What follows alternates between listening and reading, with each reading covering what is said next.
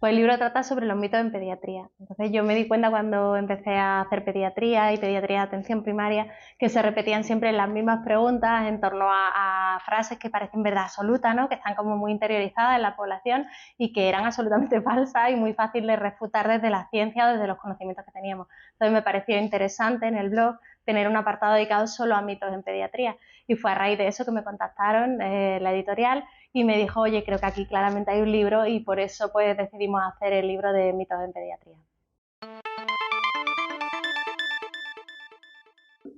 Bueno, realmente la investigación es de día a día. De hecho, hay días que todavía me surgen mitos nuevos porque esto está muy enraizado en lo que es la cultura y la sociedad.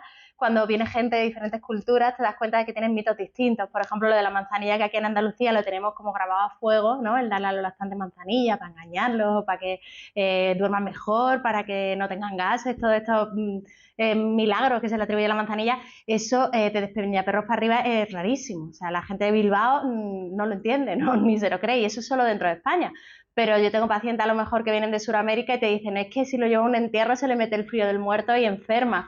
Entonces vas aprendiendo casi cada día y seguramente si saliese de España me daría cuenta de cuántos mitos nuevos hay en otras culturas. Bueno, mitos hay muchos, pero yo creo que por lo repetido y por la lucha que es, lo de darle infusiones a los bebés es uno de los principales. El cierra la boquita que te va a resfriar, que titula el libro, evidentemente también, el frío no nos enferma, y esto lo seguimos diciendo casi por inercia. O sea, yo creo que hay mamás que tú hablas con ellas y entienden que el frío no enferma, que en ausencia de virus tú no puedes enfermar, pero aún así siguen diciendo no andes descalzo porque te vas a resfriar, cuando hoy en día sabemos que andar descalzo tiene muchos beneficios. Entonces quizás esos dos los destacaría, ¿no? El cierra la boquita que te va a resfriar y el de que a los bebés hay que darle algún tipo de infusión, ya sea por su bienestar o para entre las tomas intentar que no pidan tan a menudo cuando sabemos que la lactancia, ya sea artificial o materna, es a demanda. Pues eso es otra de las cosas que en el libro intento dejar medio clara. Es que hay mitos que no solo es que sean una tontería, ¿no? Que no tengan fundamento científico, es que además pueden acarrear daños. Lo de la infusión es uno de ellos. Por una parte, la manzanilla en sí no se ha visto efectos importantes en el bebé de cara a que sean perjudiciales, pero sí que se vio, por ejemplo, con el anís estrellado, que era una cosa que culturalmente se daba mucho antes y ahora ya es raro encontrártelo. Se vieron reacciones neurológicas importantes, entonces ya hoy en día no se da o mayoritariamente no se da. La manzanilla lo que sí lograría es ocupar un espacio en el estómago del bebé que a veces debería ser ocupado por leche, entonces puede que el bebé no esté accediendo a toda la nutrición que realmente demanda porque nosotros estamos metiendo en medio algo que no es nutritivo en absoluto. Entonces no sería en principio algo aconsejable porque puede que el bebé no alcance su capacidad de crecimiento, de ganancia, porque realmente es lo que quiere el leche y le estamos dando manzanilla, ¿no? Eso entre otros factores, como que muchas de estas infusiones que ya vienen preparadas por la industria contienen altas cantidades de azúcares, cuando sabemos que el azúcar en un menor de 2 años debe ser cero.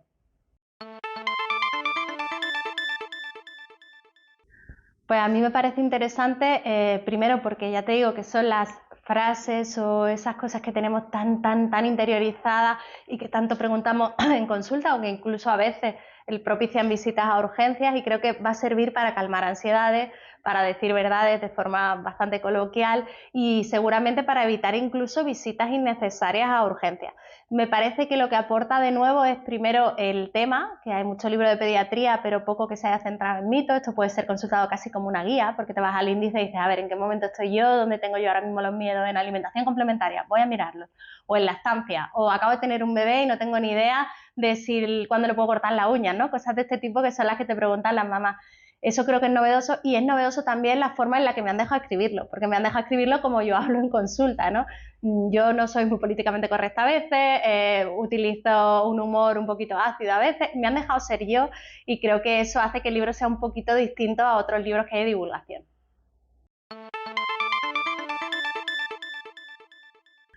Bueno, mi primera presentación, porque es mi primer libro, entonces no sé muy bien cómo se va a desarrollar exactamente. Yo imagino que primero voy a contar con Celia, que es una periodista maravillosa y que me va a hacer la entrevista inicial y ahí hablaremos un poquito de todo, de lo que a ella le parece interesante, no solo de mi, seguramente mi parte profesional, sino también de la personal, porque sí que dejo como muchos trocitos de mí en el libro, o hablo de mis maternidades también, porque yo tengo 2 niños. Yo creo que esa va a ser la primera parte. Después seguramente seguramente habrá posibilidad de preguntar para el auditorio lo que quiera, y finalmente una firma de libros, creo, o sea que un poco se va a estructurar así, y en medio lo que surja, porque yo me dejo bastante llevar.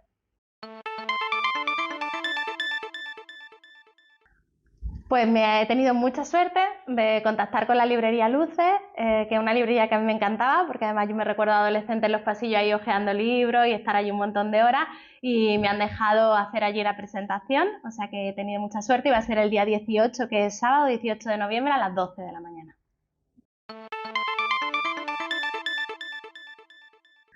Bueno, significa una oportunidad de hacer la pediatría en la que yo creo, pero como de forma mucho más universal, ¿no? Yo empecé aquí con mucho miedo, en un negocio propio, nunca habiendo tenido la idea jamás de que yo iba a ser de alguna manera empresaria, y al final lo eres, ¿no? O responsable de tu propio negocio, y de repente fui creciendo poquito a poco, o sea, no es de repente ni mucho menos, hay mucho trabajo detrás. Y bueno, me di cuenta que esa pediatría que yo hacía, que era un poco distinta, a lo mejor en las formas, o porque yo no uso bata, o porque soy más cercana, o porque soy más incorrecta a veces, esa pediatría tenía su público y tenía gente que le gustaba, que le resultaba accesible, que la gente aquí se liberaba más, que a veces hablábamos incluso de nuestros miedos como madre, ¿no?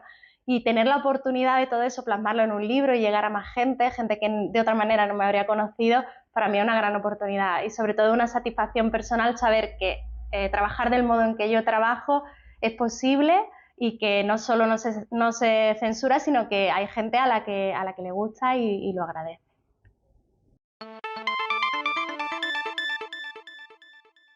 Pues que sea una pregunta un poco complicada. No, yo creo que trabajo muy libre con los niños, que el hecho de estar en tu propio espacio y con tu propia idea de cómo deben ser las cosas te da muchísima libertad, por ejemplo, para trabajar sin bata, que es una cosa que a mí me parece fundamental en pediatría, que luego me mancho, bueno, pues tengo la ropa, así que no pasa nada, pero eso ya genera bastante confianza. Mi espacio también es muy libre, has visto que, bueno, está decorado a mi gusto, ellos se sienten bastante cómodos también durante la espera, y aquí pues yo siempre no me olvido de que el paciente es el niño, o sea, yo tengo que tranquilizar a unos papás, pero yo tengo que escuchar al niño también, y cuando son pequeñitos pues yo me tengo que bajar a su altura, yo tengo que intentar jugar con ellos, preguntarle cómo le va el cole, si le gustan las croquetas o han comido espagueti, o sea, yo sí que intento que haya un diálogo también con el menor, y que no sea simplemente la sensación de que viene allí pues porque sus padres dicen y que no se le pregunta nada, ¿no? Yo sí lo incluyo mucho, y a los mayorcitos evidentemente les explico lo que voy a hacer, el tratamiento, incluso si tienen algo que decirme siempre les digo, oye, tú tienes algo de que quejarte, porque este es el sitio de quejarte, yo soy tu médico. O sea que creo que esa cercanía, que no creo que sea exclusiva mía en absoluto, pero es lo que hace gran parte del éxito que tú puedas tener en una consulta y de la conexión que tú puedas establecer con una familia y con el niño.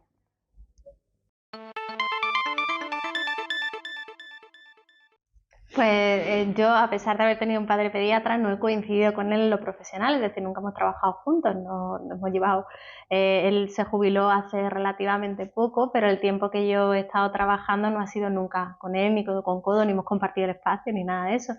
Yo sé que siempre ha sido un pediatra tranquilo, que ha transmitido bastante seguridad a las mamás. Sé también que era bastante más serio de lo que soy yo, trabajaba de otra manera, pero sí que siempre basada en la evidencia científica, y sobre todo en saber o tener la certeza de que nosotros no estamos aquí para contentar, nosotros tenemos que trabajar en torno a una evidencia científica, y a partir de ahí evidentemente pues transmitir ese conocimiento y esa seguridad a las mamás, que las haga, a las mamás y a los papás, que los haga mucho más seguros a la hora de enfrentar la crianza. Entonces yo esa templanza sí que creo que la tengo de él, ¿no? Y el saber que si tú estudias y te actualizas, pues tienes seguridad en lo que dices y en lo que haces, y que no estoy aquí para contentar o para que la gente escuche solo lo que quiere oír, ¿no? Hay veces que tú tienes que decir cosas que no quieren oír, como que esto no tiene un tratamiento específico, pero tampoco es grave, ¿no? O como que realmente no necesitas antibióticos. Eso cuesta trabajo a veces, pero yo en eso sí que soy muy firme, y creo que así era él también como pediatra.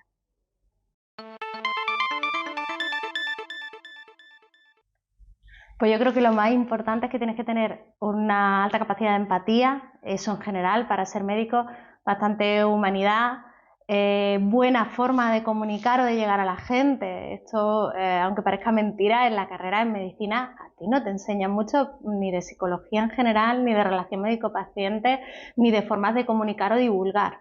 Y al final eso es el 90% de nuestro trabajo, porque el niño es sano por naturaleza, o sea, normalmente no te encuentras muchos grandes problemas de salud, son problemas pequeños que podemos sabernos y que, en fin, que podemos enfrentar con seguridad, pero sí que debemos calmar muchas veces, ya te digo, preocupaciones que aunque para nosotros como profesionales los veamos a veces muy nimias, lo cierto es que a esa mamá, a ese papá, a esa abuela le está generando un gran problema y lo están viviendo con muchísima ansiedad. Entonces es importantísimo que tú logres llegar a esa familia, hasta el punto de que confíen en ti, que sepan lo que les has dicho y que te noten cercana. O sea, yo creo que la cercanía es importante en un pediatra. Entonces, aparte de estudiar, debemos hacerlo, debemos estar actualizados porque esto cambia día a día, tenemos que estar abiertos a escuchar y también saber comunicar.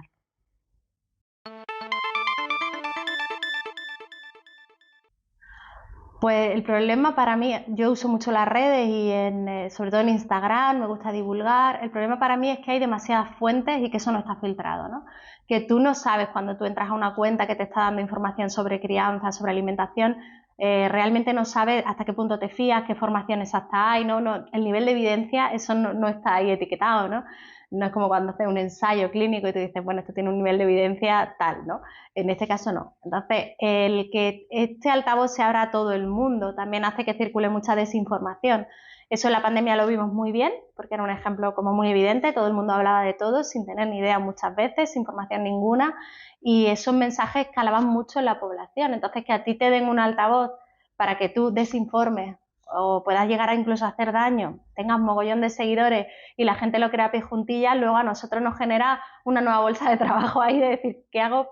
Porque tengo ahora un montón de pacientes con miedo, por ejemplo, a la vacuna de, yo qué sé, de la toferina, o con miedo a alimentar con tal cosa, o que piensan que hay que quitar el gluten de la dieta porque es más sano. Todo esto sí se ha generado en redes sociales. Entonces, es difícil porque hay que ir gestionando todo ese flujo de información y clasificando en información que realmente aporta y información que te está restando, claramente.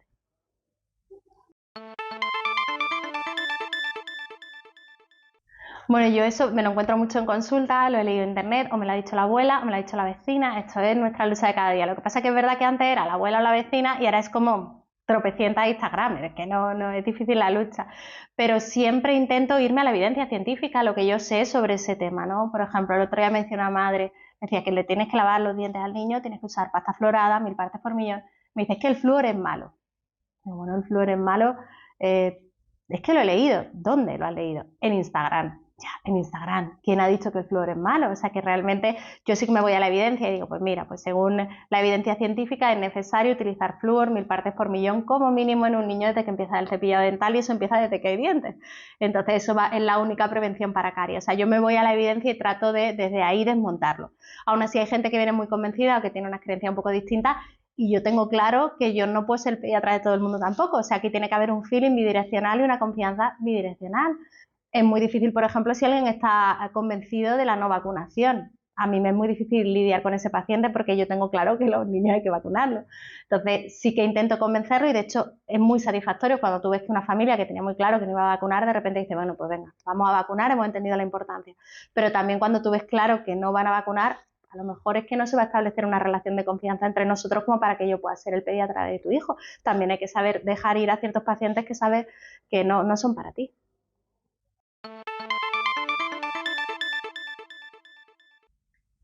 Bueno, pues en el libro tenéis un apartado solo de mitos en vacunación. Todos los mitos en vacuna arrancan de una falacia, que además eso luego la revista que lo publica, que fue Nature, se retractó, dijo que aquel artículo pues, no tenía ninguna evidencia, que es la de que las vacunas causan autismo. Fue sobre todo a raíz de ahí cuando empieza el movimiento antivacunas de forma seria y se mantiene hoy en día. Las vacunas son, yo si tuviese que elegir algo farmacológico, algo que hemos diseñado, algo que realmente salva vidas, serían las vacunas. Porque para los pediatras, sobre todo, hay un antes y un después de la vacunación de un montón de patologías que podían ser mortales. Entonces, me parece vital vacunar a tus hijos, porque lo estás haciendo por ellos, pero también lo estás haciendo por la inmunidad poblacional, ¿no? Por todos los demás, y una inmunidad de grupo. Si nosotros dejamos de vacunar, aunque sean grupúsculos, vamos a causar daño a la sociedad en general. Entonces, hoy en día hay muchísima información que refuta todos los argumentos, todos uno por uno, que te dan los antivacunas. Yo simplemente diría que se informen, que pregunten a su pediatra las veces que haga falta, que acudan a otras fuentes si es necesario, pero que no se queden con dudas o con el resquicio ahí de decir, pues no sé si será lo mejor o no, no pregunta porque lo mejor siempre va a ser vacunar.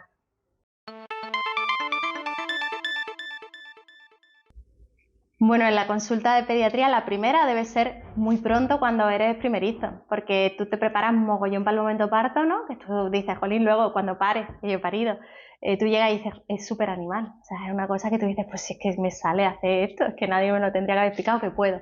Está guay que te preparen, que vayas a clases de parto, pero luego te preparan poquísimo o cero patata para el cuidado del niño. Entonces tú te vas a tu casa con un niño y dices, pues no sé si esta respiración es normal, esta caca parece una diarrea, le sale aquí un huesecillo que yo no sé si es normal, los ojos se le van para Cuenca, todo este tipo de cosas se pueden resolver cuanto antes mejor. De hecho, para mí sería vital una consulta embarazada, o sea que tú en tercer trimestre ya puedas venir y yo te repaso uno por uno lo que son las dudas más frecuentes o las consultas más frecuentes en urgencias sin ser en absoluto urgencia.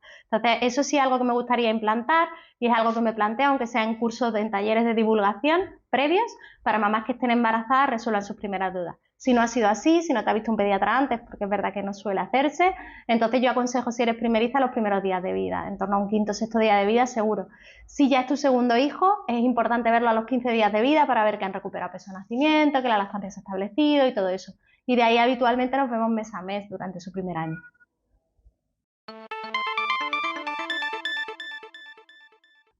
Yo le daría consejos como muy personales. Primero, que seguro lo va a hacer todo lo mejor posible y eso es muy importante.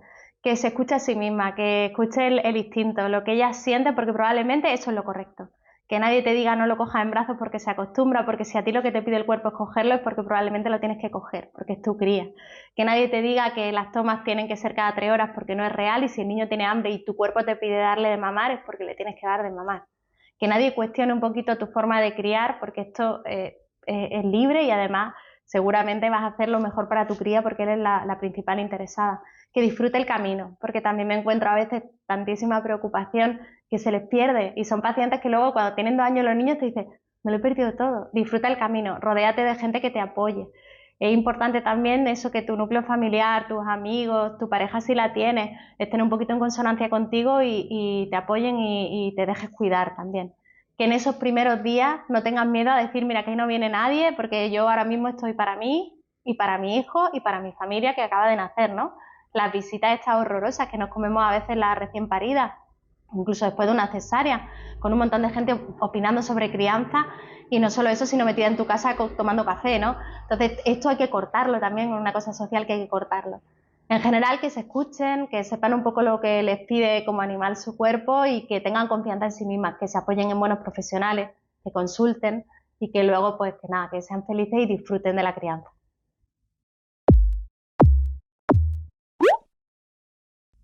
Bueno, solo 5 me parecen pocos, pero así por centrarme en uno de los más comunes, pues que hay que sacar los gases al bebé, como si fuese una moto o algo así, que gripa, que la lactancia tiene que ser cada 3 horas, sea artificial o sea una lactancia materna, que el zumo es sano, que también eso es un mito de los más importantes, que el acuario sirve para rehidratar en diarrea, algo que también me encuentro muchísimo, y luego uno que me preocupa, que los collares esos de plastiquillo que venden diciendo que son de ámbar sirven para aliviar el dolor de la dentición.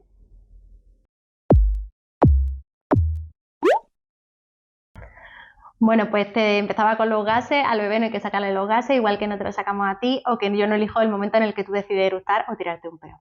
Entonces el bebé come y después de comer puede tener un poquito más de dificultad en la generación de esos gases, en la expulsión, pero el momento de eliminarlo lo va a elegir el bebé. En lo referente al zumo, es un alimento que tiene muy buena prensa, pero que realmente no nos interesa en absoluto. Entonces yo siempre le digo a los papás para beber lo mejor es el agua, siempre, que si quieren dar algún lácteo, un vaso de leche, por la mañana o por la tarde, estupendo, pero que los zumos, los batidos nunca son buena idea. El zumo no tiene nada que ver con comer la fruta entera, nada. Cuando tú haces ese procesamiento de la fruta para hacerle un zumo, vas a liberar todos los azúcares que ya no se comportan como un azúcar bueno, sino como un azúcar de los malos. Y además, seguramente para hacer un vaso de zumo tú vas a poner por lo menos 3 naranjas, o sea que consume el equivalente al azúcar de 3 naranjas y nada de su fibra. Así que los zumos hay que eliminarlos, incluso aunque sean zumos naturales, que te dice la mamá, lo exprimo yo, me parece estupendo. Las naranjas son del abuelo, maravilloso, son ecológicas, muy bien, pero prefiero que se coma una naranja a boca.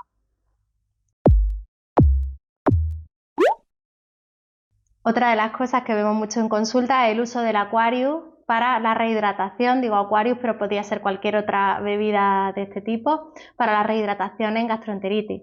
Y en absoluto está indicado. La proporción de iones, de sodio, potasio que va a llevar este tipo de bebidas no tiene nada que ver con lo que el niño está perdiendo en las deposiciones o en los vómitos.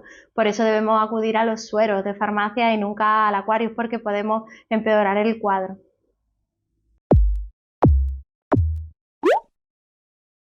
Las tomas son siempre a demanda. Yo a los pacientes les suelo hacer la comparación como cuando para una perra y la perra se tumba y espera a que los cachorros mamen, y ese es su trabajo prácticamente todo el día. Se levanta a comer y a hacer pipí, caca, pero poco más. Y nadie le está diciendo, oye, que han pasado menos de 3 horas, o oye, que es que el estómago lo vas a empachar. Esto no es real. El niño va adaptando sus necesidades y su ritmo a lo que necesita nutricionalmente en cada periodo de crecimiento. Por eso, sobre todo al principio, las tomas van a ser muy a demanda. Es verdad que a medida que crezca el bebé, tú puedes calcular que tiene un ritmo, más o menos, pero no porque su ritmo habitual esté en torno a 2-3 horas. Si un día pide a la hora y media no le vas a dar, o si un día descansa más allá de las 4 horas y ya es un niño en la que la lactancia está bien establecida y gana peso, le vas a despertar solo porque han pasado 4 horas, ¿no? Por encima del mes de vida, con una lactancia bien establecida, normalmente si descansa más tampoco nos importa. Así que no hay un tiempo estipulado para ofrecer la leche, ya sea materna o artificial.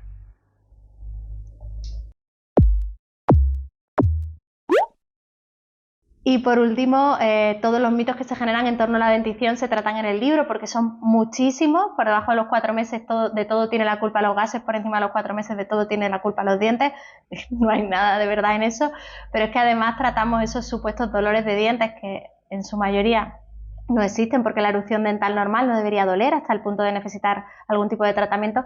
Encima ahora se tratan con cosas como los collares estos de ámbar báltico, que te venden a veces súper barato, lo que ya te hace pensar que ámbar báltico no es, y que luego basan su eficacia en que teóricamente se va a absorber un compuesto que lleva el ámbar a través de la piel y va a actuar como antiinflamatorio a nivel del dolor dental, algo que no tiene ninguna evidencia, pero me preocupa especialmente porque sí que tenemos casos de muerte por el uso de estos collares, pues porque ha habido ahogamientos o porque ha habido atragantamientos con alguna de las cuentas. Entonces tiene poco sentido someter al niño a esto, porque no te va a servir absolutamente para nada y además puede tener un efecto perjudicial terrible.